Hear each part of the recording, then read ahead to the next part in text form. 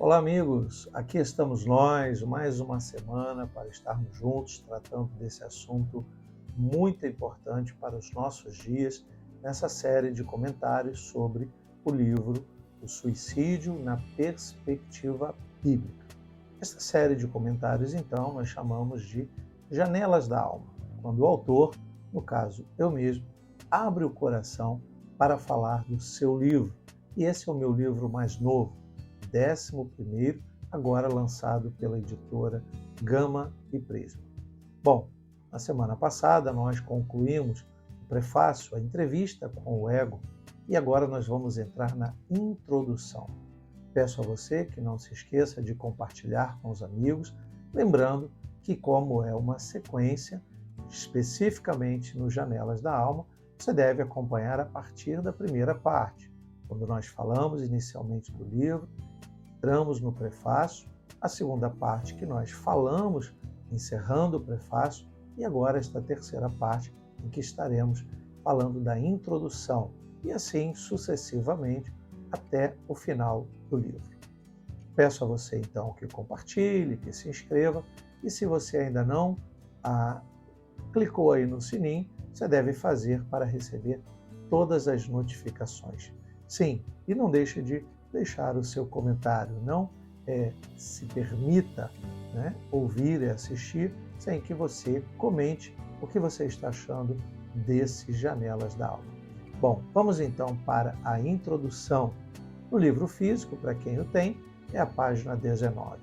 Mas se você também desejar, você pode adquirir esse livro nas livrarias, o livro físico, e na Amazon você pode adquirir o e-book. Basta colocar lá na pesquisa O Suicídio na Perspectiva Bíblica, de Jarbas Lopes de Almeida. Ok? Boa leitura para você. Então, vamos lá na introdução. Precisamos ponderar, acima de tudo, antes de discorrermos sobre o assunto suicídio, ato deliberado executado pelo próprio indivíduo, cuja intenção seja a morte, de forma consciente e intencional, mesmo que ambivalente, usando um meio que ele acredita ser real. Será que as respostas que temos hoje já não estão obsoletas? Creio que há perguntas vitais que precisam de iminentes respostas, enquanto a vida não é desprezada por aqueles que se questionam ou são questionados e que não conseguem se saciar pela verdade e por algum motivo não se condensou em razão. Penso que uma abordagem pautada no conteúdo bíblico pode nos ajudar a trazer à luz algumas respostas. Afinal, estamos falando de uma palavra viva que não muda, entretanto, se mantém atualíssima e devidamente contemporânea em todos os tempos.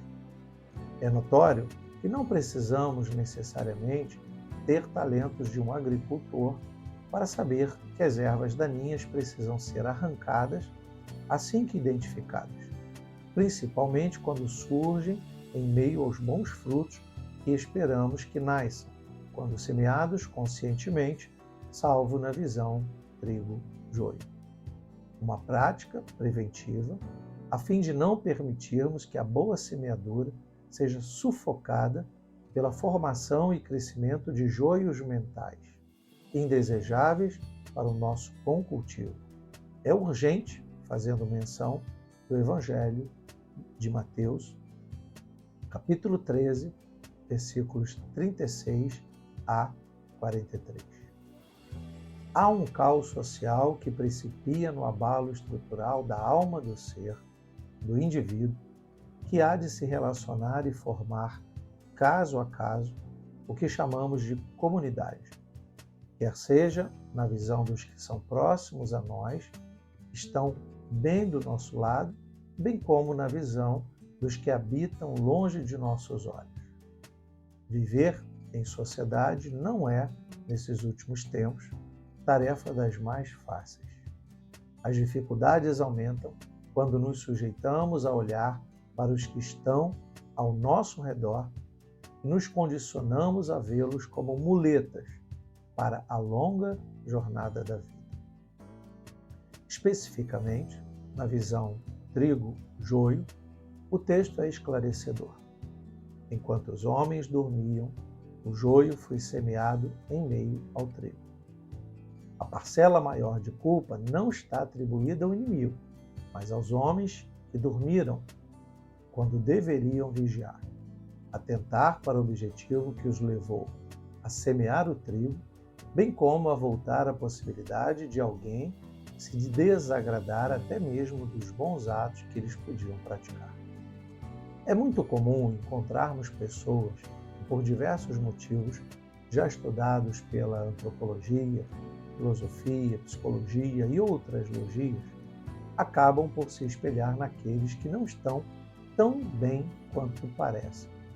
É mais comum do que pensamos encontrar quem siga, como um discípulo segue o seu mestre, pessoas que nem sequer conseguiram aprender algo com a própria vida. Veja o que eu dizia sobre muletas. A isso podemos chamar de idolatria invisível. Seria como o efeito de uma frágil caminhada que leva o ser a se apoiar, sentimental ou moralmente, em outro alguém que quiçá esteja em pé, ou seja, devidamente firmado.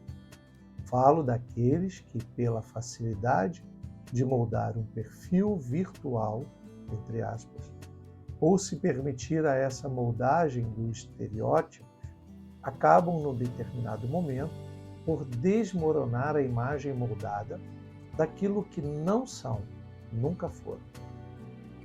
Deste modo, arrastam consigo os seus seguidores desatentos ou desprovidos de razão. Não são poucos os que conhecemos que, através da experiência do contato com o suicídio, por amigos e familiares, acabam por trilhar um caminho perigoso às margens da morte buscada e, por vezes, encontrada lamentavelmente. A sociedade moderna se transformou num espetacular, porém perigoso baile de máscaras. Quanto mais maquiado o ser, mais idolatrado ele será. E com isso, numa tentativa de mostrar o que não são, encontramos pessoas fragilizadas, servindo de amparo para outras ainda mais fragilizadas. É o círculo vicioso da comunidade formiga, que segue o líder cegamente. Como brincadeira de criança, tudo que o mestre mandar, faremos todos. E quem é o mestre, senão aquele que se sobrepõe aos demais por qualquer destaque assumidamente valorizado? O mestre pode ser qualquer coisa, qualquer pessoa, qualquer pensamento que se sobrepõe à razão. Dentre tantos fenômenos a serem observados em nossa sociedade, o suicídio tem se tornado, nas últimas décadas, objeto de maior relevância no que concerne ao comportamento do indivíduo dentro de uma coletividade. Em geral, um ato isolado que possui alta complexidade, se pensado em suas causas antes que sejam avaliados os seus efeitos. O crescente aumento dos casos, a diversificação dos métodos utilizados, a volumosa propaganda de prevenção, que nem sempre surte o efeito da prevenção, antes propaga, a miscigenação encontrada entre povos de culturas completamente diferenciadas, quer sejam conservadoras ou extremamente liberais, e uma abrangência maior nas faixas etárias, deve nos fazer pensar o quão frágeis nos tornamos paulatinamente, reféns de um fantasma assustador. Verdadeiro tabu encortinado e sombrio. E como simbolicamente identificado, permitindo que alguns acreditem na existência, sua existência é um fantasma, e outros ainda não, podendo estar diante sim de uma designação fictícia, mas de letal e verdadeira operação. O suicídio é real. Ele convida a morte para flertar. O destruidor fantasmagórico de sonhos particulares e, em alguns casos alheios, tem se sobressaído e prevalecido em muitas famílias, nas mais distintas situações, localidades e particularidades. Quando nos deparamos com os textos bíblicos, especificamente quanto ao tema, encontramos histórias diversas de coragem e medo, firmeza de fé e incertezas, vontade de viver e aspectos da desistência. Não são poucas as linhas da Bíblia que se referem ao assunto, às vezes sutilmente, às vezes nem tanto. E mais, histórias de reais desistências que tiveram ou não um trágico fim, acúmulos de fatores que por vezes desencadeiam uma ruptura com a vida propositalmente, o suicídio. Contudo, há um sensível silêncio no livro sagrado sobre a moralidade do suicídio. Não há registro condenatório explícito, apesar de, no contexto geral, mostrar que a opção não é a melhor para ser escolhida. Pelo silêncio maior desencadeado pela morte, bem como o silêncio da sociedade após o fechamento do assunto, o sepultamento. Há uma tendência, desde os mais antigos relatos bíblicos até nosso tempo moderno, de não mais falar sobre o assunto, dando o caso como encerrado no silêncio. Encontramos, quando focados na experiência do viver-morrer, personagens bíblicos que tiveram suas histórias escritas de tal modo que não esconderam suas fraquezas. Antes, nos revelaram o quanto qualquer um de nós pode se encontrar em situação de pavor interior, mesmo não confrontado pelos monstros exteriores. Momentos que claramente nos vêm à mente, a título de circunstâncias adversas, como os vividos pelo anônimo salmista, ao nos dizer: laços de morte me cercaram e angústias do inferno se apoderaram de mim. Fiquei aflito e triste. Está no Salmo 116, verso 3. O que vivia este homem que o fez expressar sua dor interna, sem dosar o grau de uma pincelada macabra em sua escrita reveladora, mesmo embasado no encorajamento à resistência, conforme descreve o verso 4.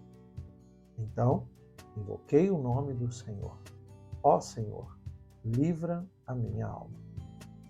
Estaria ele em profunda escuridão da alma por ter sido traído por aqueles nos quais confiava? Vejamos o que ele complementa no verso 11. Eu disse na minha perturbação: todas as pessoas são mentirosas. Uma breve luz que ajuda-nos a caminhar no pensamento de que numa possível relação interpessoal, um grande abatimento moral lhe sobrecarregou. E por mais que fosse um homem temente a Deus, não se encontrava isento de tamanho sofrimento ou nem se imunizou contra este mal. Um temente que demonstra certa proximidade com o seu Deus, pois havia passado pelo momento difícil sem o fim trágico.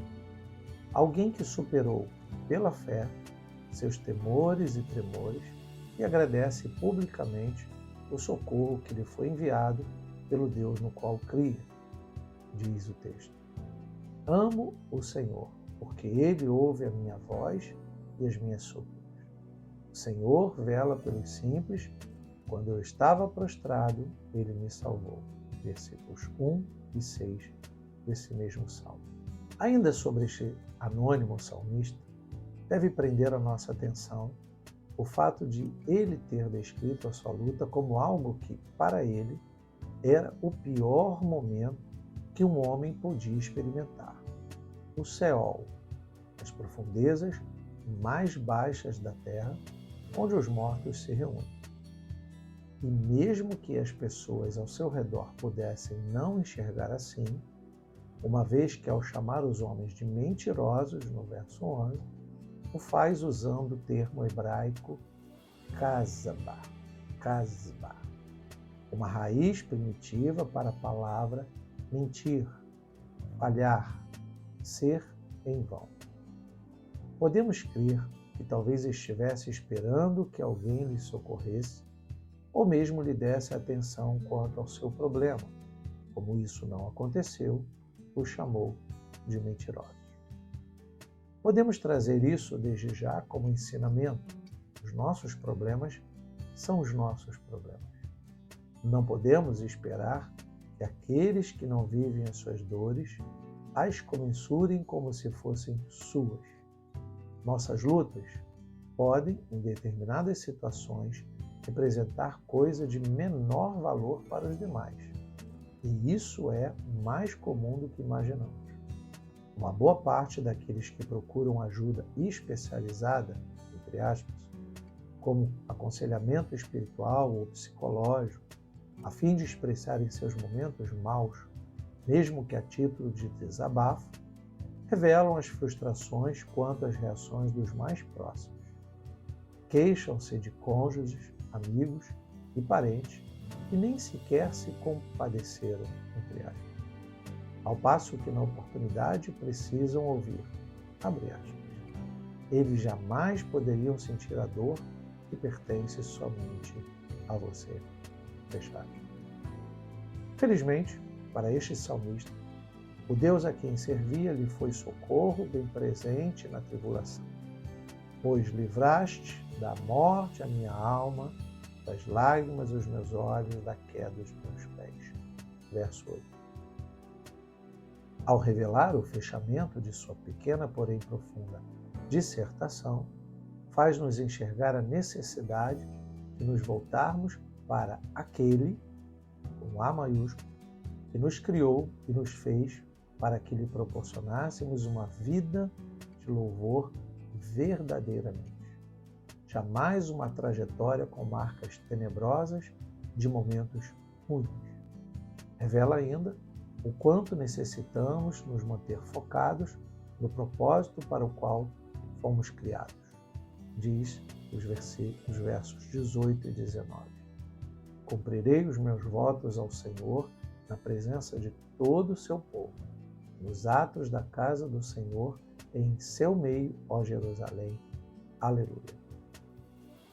E nós, enquanto críticos sensatos dessa ação destruidora da vida, jamais ousemos julgar aqueles que se permitem ao ato suicídio, como se fosse uma atitude divinamente imperdoável.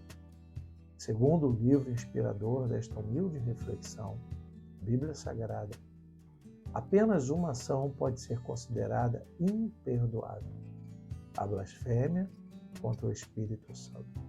Isso está em Mateus, capítulo 12, versículos 31 e 32. Que essas linhas lidas e analisadas à luz das Escrituras possam proporcionar conhecimento, ajuda, respostas ou simplesmente uma séria reflexão sobre o assunto. Assinado o autor. Bom, nós encerramos aqui então a introdução do livro Suicídio na Perspectiva Bíblica. E como temos sempre deixado para o final, nós temos uma frase que traz um juízo de valor entre um capítulo e outro. E a frase que está no seu livro é: muletas imperfeitas proporcionam caminhadas oscilantes. Pense nisso. E até a próxima, se Deus quiser.